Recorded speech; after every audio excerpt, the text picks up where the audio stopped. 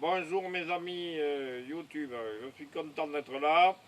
Et je vous rappelle en détail que j'ai rappelé que j'ai des problèmes d'épilepsie, que je ne peux pas passer mes journées sur Facebook, sur Internet, faire ma pub. Donc ma pub, faites-la vous-même, je vous le demande. Voilà, vous téléphonez, vous écrivez, vous envoyez des mails, des trucs que je connais même pas que ça existe, c'est pas grave.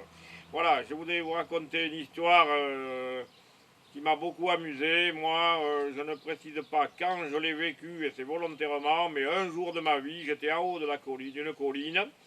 Il y avait des petits bâtiments en bois avec un élevage de chèvres, deux sœurs qui élevaient les chèvres, avec un Parisien qui était là pour aider à enlever les ronces et tout ça. Pas d'eau, pas d'électricité. Et entre les bâtiments sur la colline et la première route goudronnée, il y avait un petit chemin blanc de 11 km.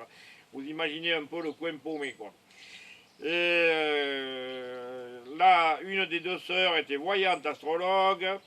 Elle m'avait dit de ne pas rentrer dans son bureau, mais vous pensez bien que moi, la mentalité que j'ai, son bureau, j'y suis rentré. Et sur son bureau, il y avait la lettre d'un homme politique français qui disait, c'était dactylographié, il disait ceci: est-ce que je serai président de la République un jour? Et l'astrologue avait rajouté à la main en dessous: oui, certitude 100%. Alors, je précise que quand cet homme politique est devenu effectivement président de la République, comme l'astrologue le lui avait prédit, ça m'a beaucoup amusé à la télé de voir son air sérieux. Jamais on n'aurait imaginé qu'il envoie un courrier dans un élevage de chèvres perdu dans les collines quelque part en France, et je ne vous dis pas. Comment moi je me suis trouvé là, c'est mon secret aussi. Je précise que l'homme politique en question, ancien président de la République, est toujours vivant. Nous sommes fin octobre 2019, M. Chirac est décédé. Donc vous avez le choix entre François Hollande, Valéry Giscard d'Estaing ou Nicolas Sarkozy. Je suis respectueux de la vie privée des gens, donc je ne dirai pas duquel il s'agit, mais c'est connu. Bon, les hommes politiques, ils font tous appel à des voyants, des médiums, mais ils ne vont pas trop s'inventer.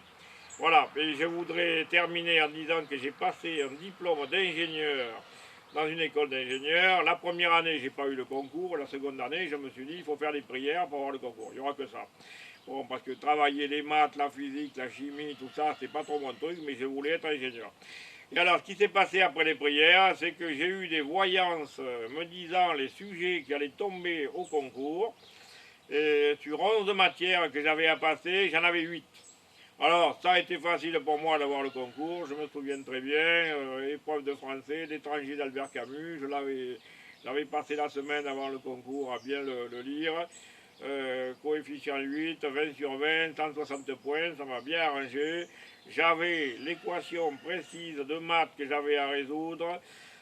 J'avais en philosophie le problème de la liberté que j'avais bien étudié. Voilà, ça s'est passé comme ça. Alors, le tuyau que je veux donner à tous ceux qui sont en maths sup, maths p, qui préparent Polytechnique, les arts et métiers, les ponts et chaussées, les écoles de mécanique, les écoles d'électronique, c'est avant de passer le concours, d'aller voir un voyant astrologue et qui vous dira les matières qui vont tomber au concours. Alors, vous me direz, c'est de la triche, mais expliquez-moi à notre époque qui c'est qui triche pas. Et surtout les hommes politiques qui trichent tous, c'est clair. Donc tout ça, c'est ni vu ni connu. Vous allez voir un voyant, vous payez 30 euros, vous travaillez votre concours comme si c'était normal.